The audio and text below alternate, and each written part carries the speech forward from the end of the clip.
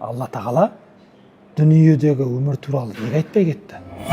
Адамның ана құрсағында жаратылуын Мүъминун сүресінде тәптіштеп айтқан Алла тағала дүниедегі өмір туралы неге айтпай кетті? Алла тағала қарап тұрсақ, Мүъминун сүресінде бір тамшы судан, одан кейін ұйыған қан, одан кейін ет, сүйекке айналатын адамның бүкіл процестерін ана құрсағындағы тәптіштеп айтады.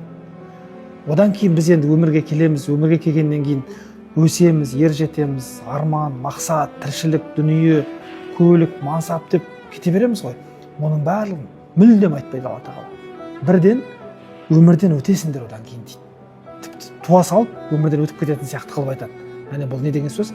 Қамшының самындай қысқа, жалған дүние деп ата-бабаларымыз айтқан сияқты, бұл дүниенің жалған екендігін ескертіп, ана құрсағында жатқан кездегі Алланың құдіретімен жаратылуымызды және ана дүниеге барып есеп беріп мәңгілік өмірге кететіндігімізді ғана айтып, бұл жалған дүние туралы айтпай кетіп отыр осы жерде.